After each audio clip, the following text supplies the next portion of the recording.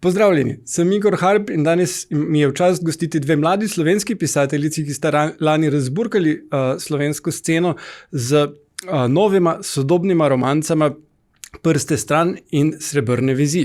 Karmen Petric je avtorica romana Prste stran, pravega doktora romana z docela realistično zgodbo, medtem ko je Kaja Bucik-Vavpetič napisala Srebrne vezi, ki se uvršča v globalno izredno priljubljen žanr romantične fantazije oziroma romantasy. Kaja in Karmen, pozdravljeni v podcastu. Živijo.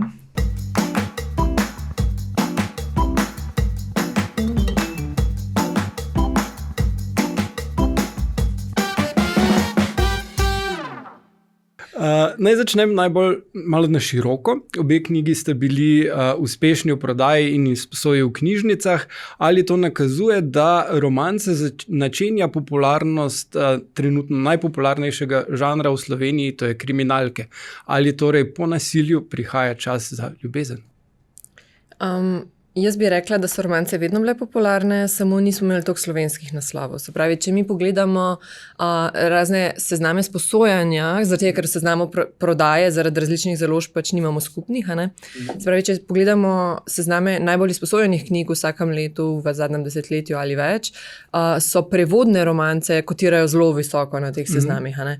Se pravi, imeli smo val slovenske kriminalke, ki še vedno zelo močan. Mogoče boš lahko ti potem kaj več povedala še o tem. Jaz lahko govorim samo bolj o ljubezenskih, o fantazijskih. Ampak se pravi, romance so vedno bile prisotne, samo mogoče se je manj govorilo o njih, zaradi tega, ker niso bile izvirne, ker niso bili to slovenski avtori in potem se pač pri nas se ne povabi recimo nekih blazno znanih tujih avtoric sem, ker pač smo premajhni in tako naprej, da bi pač se njim splačali sem prideti in potem gre pač za, ne vem, prevode, ampak tako Mladinska knjiga kot Učila, ki sta dve od največjih založb, vedno prevajajo romance, vedno imajo na programu romance.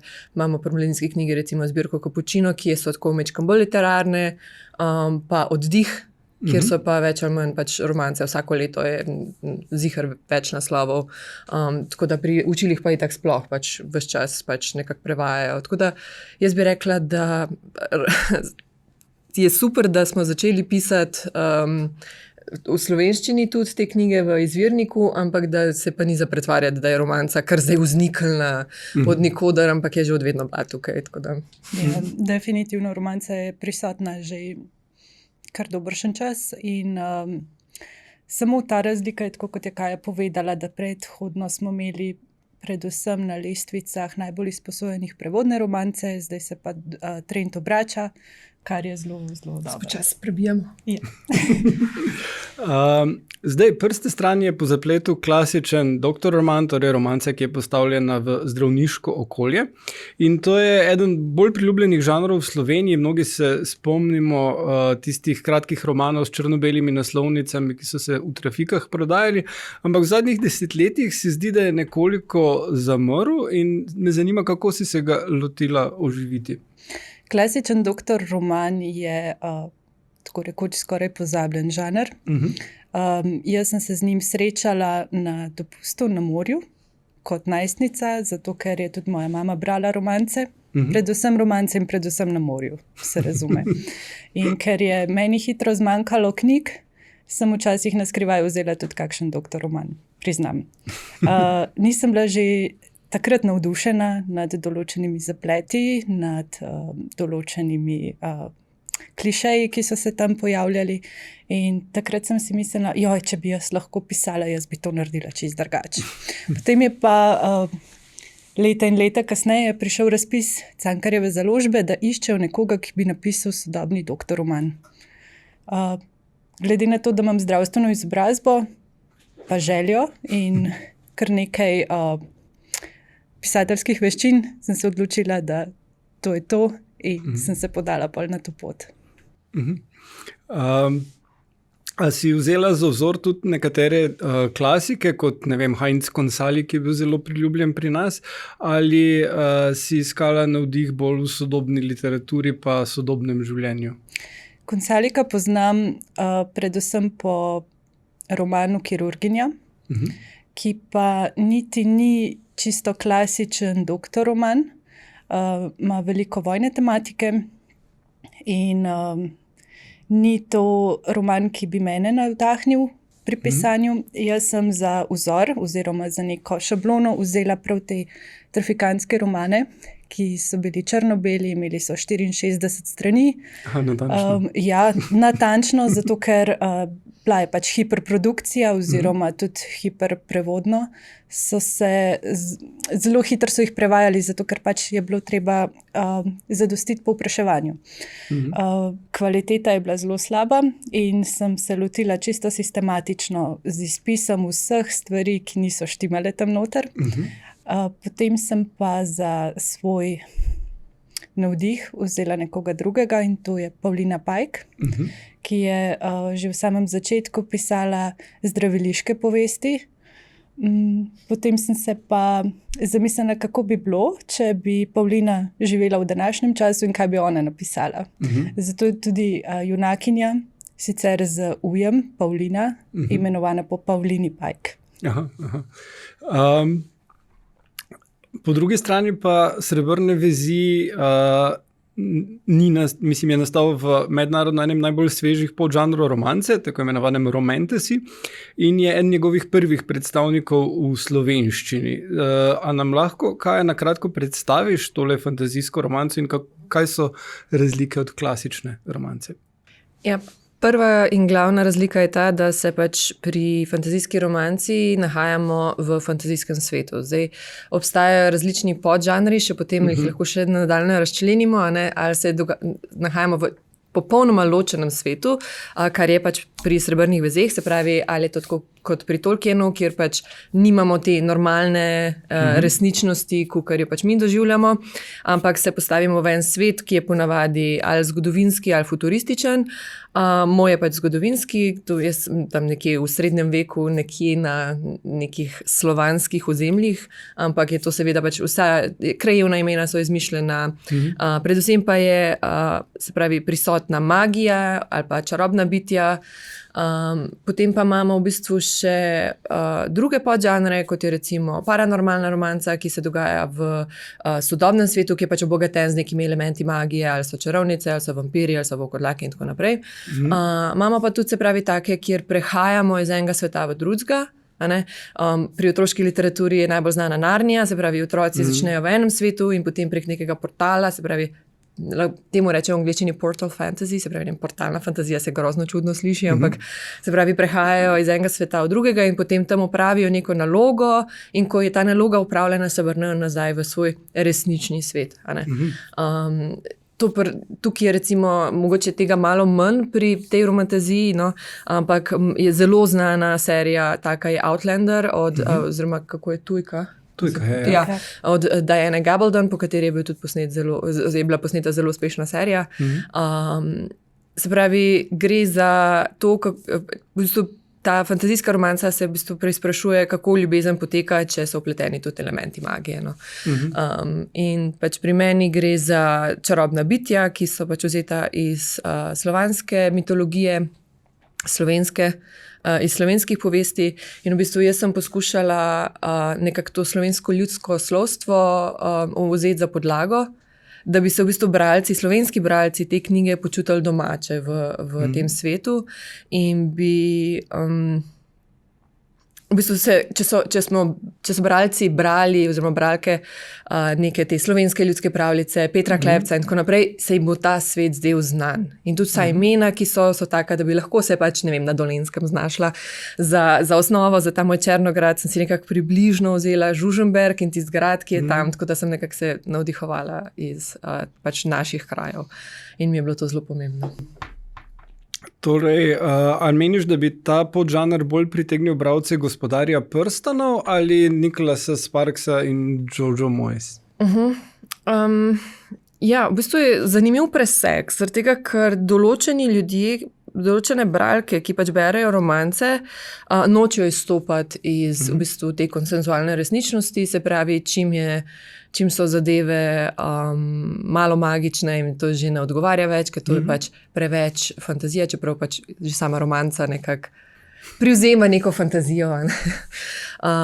Medtem ko recimo pač za neke blazno zagrete ljubitelje fantazijskega žanra, predvsem moške, si eni se pač otepajo lupčkanja, no, čistko dajmo reči, in jim je to potem preveč, ker tle imamo pač par, ki se poljublja na naslovnici in rožice in je že to tako, pač, ampak tisti bralci, ki so dovolj pogumni, da to vzamejo v roke, so bili navdušeni nad tem, tako da jaz bi rekla, da je to en tak hecen presek, no, tak Venov diagram, ki pač združuje pač oboje. Ja, ne bodo pa vsi bralci enega ali pa drugega, da jim bo to všečno. Zdaj Srebrne vezi ni tvoj prvi roman, ampak zgolj prvi v slovenščini. Ti že nekaj časa pišeš pod psevdonimom Zoe Ashwood v angleščini, predtem si prevajala razna fantazijska dela in tudi nekaj romanc, mislim, da. A nam lahko opišeš, kako si se prebila na mednarodno sceno, kako si postala Zoe Ashwood? Ja, vedno sem rada brala fantazijske zgodbe in romantične. To pač se pravi, vedno so bile moji dve najljubši knjigi, ki sta me najbolj izoblikovali kot bralko, sta Prevzetnost in pristranost od Jane Austen, pa Gospodar prstanov od Tolkiena. Tako da to je potem moja celotna kariera je nekak presek teh dveh vplivov, kako bi lahko rekel. Začela sem kot prevajalka, in sem prevajala za Mladinsko knjigo, pa za založbo Učila. Delala sem fantazijske dela zelo rada, zaradi tega, ker sem zelo uživala v tem, da sem morala celoten svet v bistvu prestaviti v slovenski jezik, si izmisliti vsa ta imena za izraze, ne vem, pri Scottu Lynchu ali pa pri Holly Black, ki sem jo prevajala. Je bilo to res najbolj zanimiv del tega. Romance sem vedno rada prevajala, zaradi tega, ker me zelo zanimajo odnosi med ljudmi in je bilo to zanimivo. In potem sem jaz pač poleg tega, da sem prevajala, sem pa vedno zelo veliko brala te žanre, predvsem paranormalne romance, fantazijske romance, mladinske žanre. Takrat nisem imela pa v svojem nekako ožjem krogu nikogar, ki bi bral iste stvari kot jaz. Pač jaz izhajam iz družine bralcev in tako naprej, ampak pač se naši okusi ne pokrivajo čist. Tako da sem v bistvu potem začela imeti knjižni blog v angleščini in sem tam nekako začela te obnove in mnenja o knjigah pisati, reviewje, in sem se nekako povezala s to skupnostjo mednarodno, se pravi blogerk, ker takrat so blogi še bili aktualni, ker Instagrama in TikToka še pač ni bilo toliko, oziroma ni bil še toliko popularen. In potem sem nekako zvedla za en pač dogodek, ki se zgodi vsak november, in sicer je to National Novel Writing Month, NaNoWriMo, kjer pač v bistvu pisatelji poskušajo napisati 50,000 besed v enem mesecu. In takrat sem se prvič preizkusila, to je bilo mislim, da 2015. In tista knjiga nikoli ni bila dokončana, zaradi tega, ker sem se zapisala v kot in je bila grozna. In pač to je pač prvi poskus pisanja romana, ki pač ne more biti dober. In potem sem naslednje leto poskušala znova in še naslednje leto, in potem sem počasi prišla do enega pač teksta, ki sem ga lahko potem delala na njem, da sem ga uredila, in to je bila prva knjiga od Zoe Ashwood, Trust the Wolf. In potem je šlo počasi. Potem sem pač pisala knjige in hkrati prevajala dopoldne, pisala zvečer. Imela sem tudi 2 majhna otroka, tako da mislim, da sem predvsem funkcionirala tako na kofeinu in sladkorju in upanju, da se bo to vse enkrat išlo, ker je bilo kar tako naporno. Ampak sem si pač zelo želela tega, tako da pač se mi je zdelo vredno, in potem v določeni fazi je pač moj prihodek od Zoe toliko presegal dohodek od prevajanja, da sem se pač lahko mirne duše odločila, da sem pač čist odnehala prevajati in zdaj samo še pišem.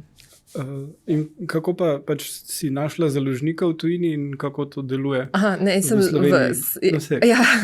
Pač v angleščini sem izdajam knjige v samozaložbi, z izjemo enih audioknjig, ki jih je kupila ena največjih založb, pač, ki so potem izdali mojo trilogijo. Sem povsem v bistvu v samozaložništvu. In tu v bistvu objavljam e-knjige in paperback oziroma pač mehko vezane knjige na Amazonovi spletni platformi KDP. Kindle Direct Publishing. In je v bistvu proces samega tega nalaganja je dosti preprost. Je vse tisto, kar prej pride, se pravi pisanje, urejanje. Jaz imam urednico, ki je Angležinja, lektorico, ki je Američanka in to gre čez več rok in potem imam te prve bralke in tako naprej. Pač preden je knjiga enkrat objavljena na Amazonu in potem pa pride drugi težki del, ki je pa marketing te knjige, ki pač je potem se od oglaševanja do družbenih medijev in tako naprej. Koliko pa ti dela v bistvu vzame oglaševanje več kot pisanje? Mislim, ne, zaradi tega, ker imam rajš pisanje. Lahko bi manj pisala, pa več oglaševala, pa bi recimo lahko potem tudi izdala najbrž manj knjig, ampak meni je glavni pač gušt tega, da imam to kariero, je to, da lahko pišem, kar hočem in da pač lahko veliko pišem. Ker pač tudi v tradicionalnem svetu je tako, da pač knjige izhajajo precej bolj počasi, pač recimo ena na leto od posamezne avtorice oziroma avtorja ne več, ali pa še so večje razlike vmes. Jaz pa lahko pač knjigo dam ven, kadarkoli hočem in tudi pač približno 4 na leto. In to meni zelo ustreza, jaz pač pišem hitro in pišem rada in to je pač Razlika potem v, se pravi, slovenskim poljem je pa, da je tukaj pač v bistvu samo založništvo še vedno zelo po vojih, predvsem zaradi tega, ker nimamo ene skupne platforme, prosto dostopne, kjer bi lahko mi e-knjige prodajali. Se pravi, vse spletne platforme pri nas so vezane na posamezne založbe. Se pravi, Mladinska knjiga ima MK+, kjer imajo oni svoje e-knjige gor, kar je logično. Nimamo pa ene, kjer bi lahko prodajali. Imamo za izposojo zdaj, ampak pač ti živiš od prodaje, ne izposoje. V bistvu. Tako da, pač, če se bo to kdaj razvilo, bi tudi pač pri nas razmišljali o tem, do takrat pa se mi zdi, da je pač pri nas založniška scena zelo dobro razvita. In tudi to, da sem lahko pač pri Cankarjevi založbi izdala ta svoj roman, je bila pač super izkušnja. Veliko sem se naučila. Imela sem srečo, da sva s Karmen pa še z tretjo udeleženko te delavnice pisanja ljubezenskega romana od Cankarjeve založbe, Jerco Cvetko, da smo bile skupaj, da so naše knjige išle v bistvu zelo hitro ena za drugo in smo nekako skupaj vstopale v ta svet, kar je bilo precej lažje, ker smo se skupaj učile. Ja. Oziroma vse je lažje, če delaš skupaj. Pač zdaj lahko podpiraš, pa imaš nek group chat, v katerem izražaš svoje mnenja. Zdaj, za razliko od avtorjev kriminalk pa grozljivk, bralci, avtorji in še posebej avtorice romanc pogosto sprašujejo, če so dela nastala po osebnih izkušnjah. A se je to dogajalo tudi vama? Mislim, sploh ti si tudi dejansko delovna terapeutka, tako kot tvoja junakinja. Ja, in to je dejstvo, da sem jaz delovna terapeutka, tako kot literarni lik, je ena zelo redkih povezav z resničnostjo, zato ker roman je fiktiven.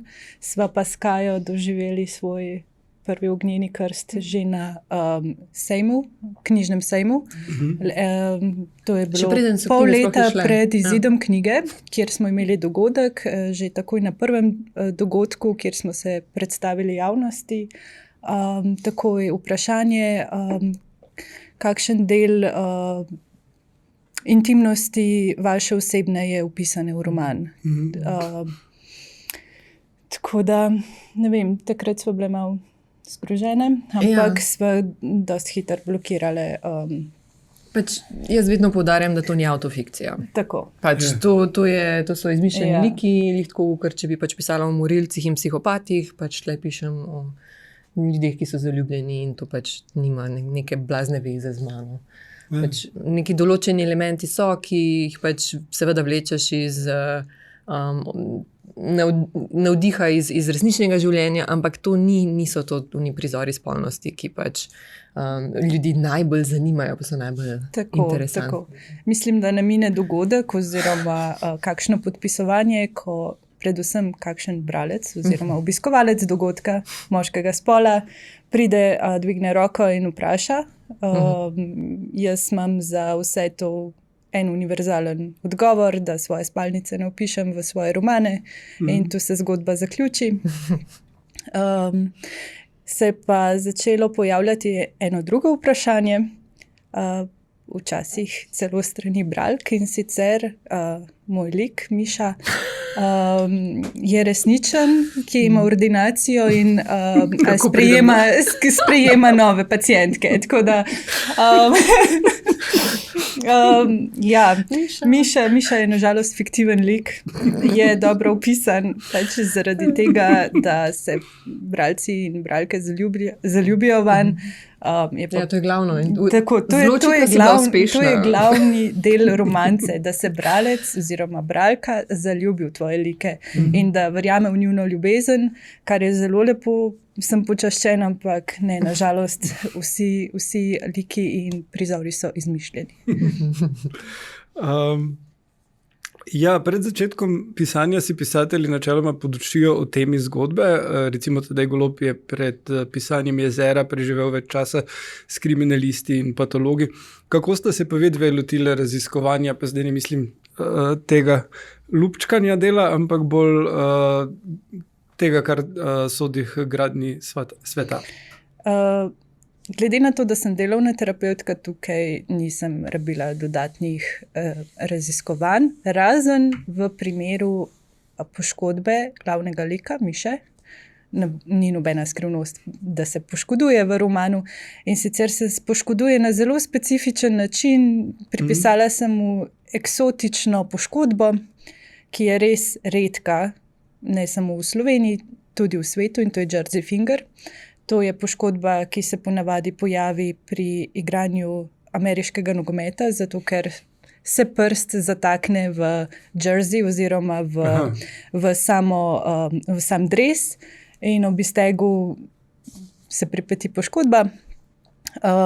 Tako da tu sem pa rabila nekaj raziskovanja in sicer tako, da sem poklicala kolega fizioterapeuta in ga vprašala, kako pa bi vi obravnavali takšen primer, in je rekel, pokličem svojega kolega. To je šlo tako, od kolega do kolega in kolegic, na kar je specialist rekel, joj, a to imaš, pošel ga k meni, takoj, jaz to zrihtal. In potem je bilo treba povedati, ne, to je fiktiven lik za ljubezenski roman. Na kar sem dobila odgovor, kdo sploh piše v tej poškodbi ljubezenski roman? No, ko bo išlo, pošel izvod.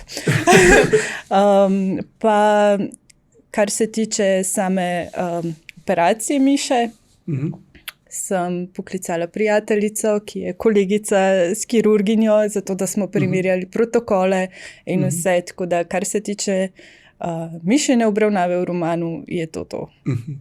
Je raziskano do konca. Kaj pa ti? Jaz nisem mogla nobene čarovniške prijateljice poklicati za nasvet, tako da sem bila bolj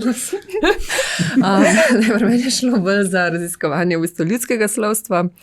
Nekaj tega sem imela že nekako podlago narejeno, zaradi tega, ker smo to zelo veliko brali, ko sem jaz majhna, ker je moja mami zelo veliko dala na branje v splošnem. Je delala magisterij iz tega, kako malčkom in otrokom je treba brati. In je bila tudi urednica Cicibana, kjer je pač objavljala tudi ljudske povesti in tako naprej in jih potem preizkušala na naju z bratom. Predvsem se mi zdi, da ta roman izraža mojo veliko ljubezen do klatenja po naravi, kar smo tudi delali starši in smo se pač zelo veliko pohajali po Sloveniji.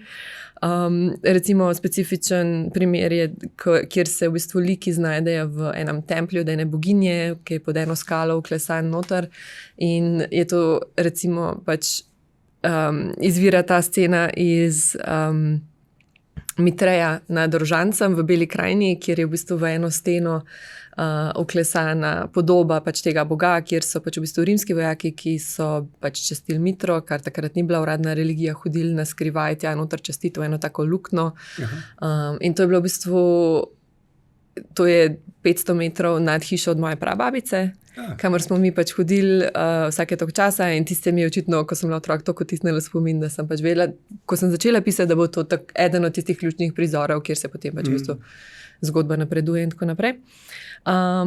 Sem si tudi obiskovala sem te gradove, recimo pač slovenske, kako so pač zgrajeni, kako je pač potekalo življenje, nekako tam, tako kot sem rekla, grad Žužemberk je bil, ampak imamo tudi, ne vem, Celjski grad in tako naprej, so res taki lepi, ali pa Predjamski grad, so krasni gradovi, tako da moje je bolj mogoče terensko delo kot akademsko, tako da, ja, definitivno so to pač elementi tega slovenskega sveta, no, ki sem jih res želela vključiti. Zdaj, ko te poslušam, ugotavljam, da sem si izbrala napačno tematiko za pisanje. Jaz bi tudi raje hodila po gradovih, ampak ja, dajmo nadaljevati. Torej, ja, vajina romana vključujeta tudi dokaj nazorne scene spolnosti, ki je prikazana s precej manj cvetličenja, kot je bilo značilno za ta žanr v preteklosti. Je to nek sodoben trend? Bom jaz. Okay. Jaz se pač v bistvu pisanja ljubezenskih prizorov vedno lotevam na dokaj tak stvaren način. Predvsem znotraj ene zgodbe, znotraj ene romance in enega para. Vedno pazim na to, da nista dva prizora enaka. Zdaj, pri tej je mogoče mečkan drugače, zaradi tega, ker v bistvu je dost malo samih prizorov ljubljenja. Je pač bolj ta, kako bi rekel, počasna rast njune zveze. Pri tistih za Zoe Ashwood je tega mečkan več in vedno opazim, da v bistvu noben seks ne pomeni vedno isto. Se pravi, lahko je za spoznavanje, lahko je za, kar sta jezna ena drugega, lahko je tisti res olajšan, ker sta oba dva bila v nevarnosti in pač potem sta, joj, v redu si, ne, to je najbolj pomembno, da nič drugega ni važno. Ljubim te, se pravi, vse te faze razvoja pač nekega razmerja lahko pač v bistvu izražamo tudi skozi spolnost, normalno. Kar se pa tiče samih teh okrancljanih izrazov in tako naprej. Predvsem se mi zdi, da so v starejših romancah je bilo več eufemizmov. Se pravi, pač niso mogli natančno povedati, kako gre, pa tudi v slovenščini, to smo imeli veliko debato na tej delavnici pisanja ljubezenskega romana, je v bistvu težko povedati te stvari, zaradi tega, ker imamo ali medicinske izraze za organe in za te procese. Ne vem, koliko sem lahko grafična na podcastu. Ali imamo pa v bistvu nekako privzete tujke, predvsem iz južnoslovanskih jezikov, ki so pa dostikrat videti vulgarne. Tako, ja. In je v bistvu zelo težko nekako ujeti tisto pravo mejo, da ni cringe, pač screamš, ali kako je. Tako, ja. Ja, da ni res ta zadeva, da ne izpade tako, da te odvrne, ampak te mora to pritegniti in te v bistvu ne vršiti ven iz zgodbe, ampak te še bolj not potegniti. Kar se pa detajlov tiče, mislim, recimo že sam tako, pač v fantazijski romanci, ki se dogaja v nekem srednjeveškem svetu, ne moremo uporabiti izraza klitoris, zaradi tega, ker pač nimajo latinščine in pač nimajo medicine in to pač ne gre skupaj. To bi bralca povsem pač vrgli ven iz zgodbe. Hkrati je pa tako, da ti poskušaš dati ravno dovolj detajlov, brez da bi lahko bralec sam naslika sliko in sam dokonča. Sam svoje izkušnje, ker pač pišemo za odrasle, pač predvidevamo, da imajo neke določene izkušnje že. To je tako, ko sem razmišljala, kako si mi ti poslal vprašanje, kako bi odgovorila na to. Pa smo gledali Indiana Jonesa za ta vikend in je bilo tako, ko gledamo mi nek akcijski film, recimo Indiana Jonesa, mi nočemo vedeti in tudi nam ne pove režiser, da njega srbi glava, ker nosi cel čas ta klobuk, pa da bo verjetno dobil malarijo, ker je v džungli, ker ni vzel pač tabletov, pa da če ne bo v naslednjih 24 urah vzel antibiotikov, bo dobil infekcijo, ker ga je nekdo porezal z mačeto. Ne, mi hočemo videti, kako on tam premaga 12 zlikovcev in dobi na koncu tisto nagrado. In tle je isto. Tle nočeš vedeti, da te tam, ne vem, deka žul pod hrbtom, pa da te tukaj neki srbi, pa da, ne vem, njega mogoče že krčo nogo, ker že 15 minut v istem pač tem položaju. Pač vse je neka koreografija v bistvu tega prizora, da vse nekako, tudi če je mogoče mečken od začetka pač normalno, tako malo neprijetno, zaradi tega, ker se še lovita, ker sta prvič skupaj in tako naprej, stvari potekajo relativno gladko. No? In pač na koncu seveda sta oba dva zadovoljna in zadovoljena in je to pač vendarle romanca, no? Kjer pač nočeš imeti slabega seksa, nočeš imeti prizorov, ki so nelagodni in tako naprej. No. Če je slab prizor oziroma slab seks med dvema likoma, to ne sme biti srčni izbranec. Lahko je prej zato da ima nekaj pač slabih izkušenj. To je dovoljeno. Kar se tiče cvetličenja, je tako, da ko imaš dva lika, ki nista sama po sebi pocukrana, ne morem potem pisati prizora, v katerem pa kar naenkrat postane ta cela sladka. Seveda, malo lahko, ampak pretirano, to bi šlo čisto ven iz samega stila, iz samega karakterja lika, pa tudi niso meni blizu prizori, ki so osladni, ki so cringe, scrimge. Vse te prizore preverjam s testnimi bralkami, s testnimi bralci, večkrat preberem sama, iščem potrditve, da je to v redu, pa dodaten element v vseh teh intimnih prizorih je vedno, vsaj pri meni, consent oziroma dovoljenje, tako. In jaz sem šla še ta korak dlje, da ni samo razvidno iz samega akta, ampak da je tudi besedno oziroma se vpraša. Ko pa pišem detajle, ne pišem vedno, tako kot si ti rekla, ne pišemo vedno vse, koliko nas deka žuli in vse take stvari, ampak se osredotočim mogoče na kakšen drug del telesa, ki tudi reagira, ki ni nujno tista največja intimna cona. Sicer ne v tem romanu, v enem naslednjem, zdaj ne vem, koliko lahko povem, ampak, naprimer, si predstavljaš prvi poljub. Višinska razlika in kaj je tisto, kar je najbolj oddaljeno, prsti, veš, ko se stegnejo nožni prsti, in to mi je tako luštkano, ni skrimš, ni cringe. In tako jaz tudi nadaljujem, pa gradim same intimne prizore. To, kar si rekla, da mora biti v skladu z likom, sem se spomnil, ko sem bral Robert Ludlum, Kdo je Born. To je zanimiva knjiga, kar se tiče tega zarote, in obupna knjiga, kar se tiče romance. Ravno zaradi tega, ker te liki od tega, da so čist, ne vem, kaj bežijo, predvsem do tega, da imajo potem dialog, ki je, ljubi me, in delujejo čist najbolj plehko in te totalno ven vrže iz ritma, ne, pa je pač čist en drug žanr. Ne? Ampak mislim, da se Ludlum ni posebej ukvarjal s tem. No? Zdaj, ko si omenil tudi ljubim te, nekateri romani razmetavajo z besedo ljubim te oziroma z izkazovanjem ljubezni, z love bombingom. Mora biti ob pravem času, ob pravem trenutku, zato ker to je romanca in v romanci mora biti na koncu vse v redu in ponavadi ta ljubim te pride proti koncu. Ne more biti nekje na začetku, ker potem to ni to. Ja, pa meni se vedno zdi, da so dejanja pomembnejše od besed. Tako je, ja.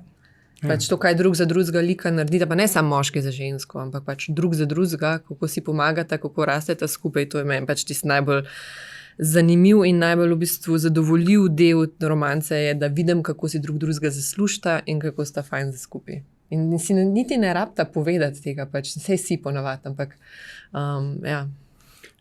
Zdaj, glede na odzive bralcev in bralk, koliko pa so pomembni ti prizori, nazorni opisi ljubljenja, koliko jim je to blizu, saj ste že dobili nek feedback, pa ne samo, koliko je tu res. Jaz sem dobila veliko feedbacka in sicer najprej, moj roman je prekratek, to je dejstvo. Na začetku sem povedala, iz česa sem jaz izhajala, da so bili to romani dolgi 64 strani, točno do pike. Jaz sem si dovolila roman podaljšati za kar nekaj strani. Ni pa bilo, vsaj v mojem mišljenju, dovolj prostora, da nizam same prizore, zato ker mi je bilo bolj pomembno to, da se njun odnos pripelje do prvega stika. Bralke pravijo, da bi moralo biti vsaj še 3 do 4, bi moralo opisati vsaj 3 do 4 še intimne prizore, ker tako pač je in da je premalo lupčkanja, da je premalo vsega. Medtem ko nekatere druge bralke pravijo, joj, ravno prav, a bo še. Aha, bi nadaljevanje. Bi nadaljevanje, no, ampak jaz sem se odločila, da je njuna romanca zaključena oziroma ona dva sta srečna. Kar se tiče pa drugih likov, ki se pojavijo v romanu, pa še obstaja možnost, da še koga pripeljem do srečne ljubezni, pa v tistih nadaljevanjih lahko še vedno vidimo Mišo in Pavlino in njuno življenje, ampak iz perspektive naslednjega lika, ki se bo zaljubil. Jaz sem tudi dobila mešane odzive. Eni so rekli, da je premalo pač ljubljenja. Meni se je zdelo, da ga je ravno prav, zdaj pač eni so, noben mi v bistvu ni rekel, da je preveč. Tako da mogoče sem zadela nekje spodnjo mejo. Predvsem je tako, no, da je ta zgodba ni samo ljubezenska zgodba, ampak je pač ima tudi ta fantazijski pripovedni lok, kjer se pač borimo za svet in tako naprej. Jaz mislim, da če bi še tlačila noter na silo pač neke te prizore, da bi, predvsem zaradi tega, ker se ona dva rabita precej časa, da se spoznata in da se njuna ljubezen razvija, ne, se mi je zdelo, da če bi prehitro začela pač s tem, da bi bilo, v bistvu, bi tudi napetost med njima, med likoma bi padla prezgodaj, ne? Če bi jo že nekje na sredi, bi ona dva že bila skupaj in potem bi bila celo drugo polovico, ne bi bilo več nobene romantične napetosti med njima. No, pa še imaš cele bitke. No ja, ampak to je drugo, ne? To sta dva različna v bistvu loka. Ti imaš romantični lok, ne? In ta mora rast, tik skoraj do konca, ti ne moraš se vedno biti skomečken v dvomih, a bosta, a ne bosta skupaj na koncu srečna, in potem imaš v bistvu še ta, spravi, akcijski, ali kako bi rekel, pripovedni lok, kjer je tudi, ne, zadnja bitka bo proti koncu in bo najpomembnejša, ne, nimaš na začetku najpomembnejše bitke. In tukaj je enako, ne, če bi jaz že nekje na polovici rekla, ni, ok, ona dva sta skupaj, zdaj bosta od tukaj naprej samo še pač na različne načine seksala, pač potem ni več napetosti med njima. Bralec ne dvomi več o tem, a bosta ona dva srečna, ne navija več za njo, ampak ju odpiše, aha, ona dva sta ok, sicer se si lahko še posvetim bojevanju, ampak zanimanje za njun odnos pa bi v bistvu že sred knjige ugasnilo. No. Spravi, moraš zgraditi pač zgodbo tako, da do konca nekako jih držiš v suspenzu, a ima bo ratalo, a bosta lahko svoje razlike odložila, šla čez svoje prejšnje travme, in v bistvu potem si zaslužila drugega. Tako da ja, če bi jaz, se pravi, natlačila preveč teh prizorov noter, se mi zdi, da bi bilo preveč. No. Bi še nekaj dodala.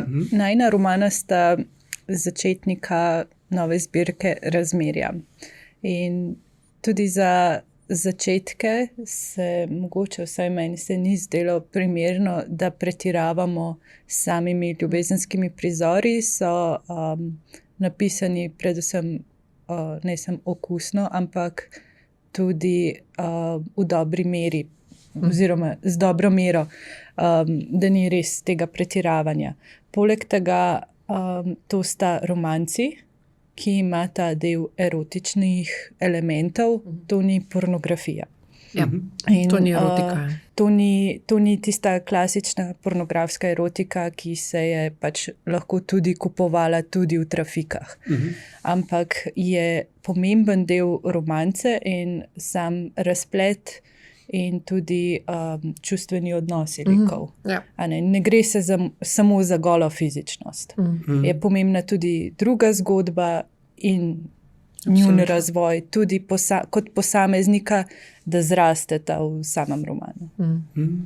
Pa ste dobili tudi kakšne negativne odzive glede tega, da je to pohujšljivo ali kaj podobnega? Prav pohujšljivo, menda ne. Zdaj, da bi nekdo tam z vilami pa z baklami šel nad nas, mislim, da smo to prerastali, vendarle kot družba. Zdaj, če se to govori o kakšnih drugih krogih, do katerih mi dve nimava dostopa, mogoče. Gotovo dobiš pač dobre pa slabe odzive, pač zaradi tega, ker ni vsaka knjiga za vsakogar. Če greš svojo najljubšo knjigo, ki je tebi tako res srčna, najbolj priljubljena, boš vedno našel tiste z eno zvezdico, to je najslabša stvar. Ne? Mislim pač, dobesedno karkoli, če greš Gospodarja prstanov, če greš Prevzetnost in pristrajnost gledati, bo tam nekdo, ki se bo vsajal čez gospoda Darcyja, pa sem lahko še tako ogorčena, ampak vsak ima pač pravico do svojega mnenja, čeprav je njihovo mnenje očitno narobe, če jim ni všeč Mr. Darcy. Ni bilo slabih odzivov, kar se tiče eksplicitnih prizorov. Bili so drugi nenavadni odzivi oziroma niti ne toliko nenavadni, ampak bolj podcenjevanje. Tako da tukaj sva kar dobila debelo kožo, ker ko spišeš romanco oziroma ljubezenski roman, ti kdo čestita, ti si pa napisala eno knjigico. Tako. Res. Ja. In potem se ti vseeno zahvališ, pač misliš si svoje. Tudi drugi te ne dojemajo kot nekoga, ki piše resno literaturo. Saj res, da je to lahkotno čtivo. Ampak je težko napisati lahkotno čtivo. Ampak vse, ni lahko napisati. Vse, kar vložiš v to, da spišeš nekaj, kar se bere tekoče, hitro in lahkotno, to je pa druga zgodba. Ja, ljudje mislijo, kar se lahko bere, se lahko piše. Ja, pa da je lahko romanco pisati, pač to samo pomeni, da niso nikoli probali pisati. Zaradi tega, ker pač, če bi potem je ravno to, kako napišeš, da zadeva ni cringe, kako napišeš, da je dojemljiva, da sta lika izoblikovana, da ni plehko, da ni, mislim, to ni. Tudi slog. Tudi slog mora biti lahkoten, tako transparenten, ampak hkrati ne čist poneumljen, pa skratka, to je zelo težko, no? Ja, sej, kot sem rekel prej, še Ludlumu ni šlo. Ja, in da je tudi romanca, ki je zvesta svojemu podžanru, zato ker najna romana sta v isti zbirki, ampak bolj kot sta si različna, bolj si ne bi mogla biti. Tako da imate tudi vsak svojo publiko in skupno publiko. Ja, spet je nek presek. Ja. Kakšne nove projekte pripravljate? Kaj lahko poveste o novih knjigah, ki že pišete?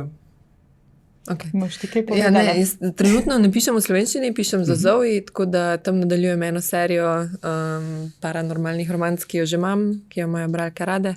In kaj je zgodba? Je vampir? Ne, je ice troll, kako se to ledeni troll. Skratka, neko izmišljeno bitje iz nordijske, približno nordijske mitologije. Ja, pač taka zelo cozy, se pravi, prijetna zgodba, kaj se dosti ne pobijajo, tako kot le nobenega klanja, Igor, sorry. Pa se odvija v Ameriki. Ja, za Zoe še nisem pisala, pač nič, kar bi se tle odvijali, pač je več ali manj se vse na drugi strani loži ali pa v nekem čisto izmišljenem drugem svetu. Karmen? Ja, jaz pa ne vem, koliko smem že povedati. Mislim, katalog še ni šel. Lahko. Vse smo sami domači. V letošnjem letu oziroma v prvi polovici bo šel moj drugi roman, ki ni romanca, ampak je kriminalka. Ja, kaj več ne vem, ne smem oziroma ne upam povedati. Je popolnoma nekaj drugega, kot so Prsti stran. In hkrati ima tudi nekaj elementov, ki bojo prepričali bralce, ki so jim Prste stran bili všeč. Ja, cool. Za konec pa še eno malo sproščeno vprašanje, če bi vajna romana predelali film, zdaj v Sloveniji ali pa Srbiji ali pa v Hollywoodu ali pa Bollywoodu, koga bi želeli videti v glavnih vlogah? Jaz sem morala zelo razmišljati o tem, pa je Igor rekel, da lahko rečem mladi XY, tako da ok, v redu. Mlada Liv Taylor, ja, s temi modrimi očmi in pa mladi Hugh Jackman. Okay. On bi bil tak. To si predstavljam, to je v redu. To štima. Ja. Sam ne vem, kako bi se znašel v gozdu. Ne, ampak Hugh Jackman je tudi Wolverine. Ja, pa si tudi je v onem filmu Avstralija.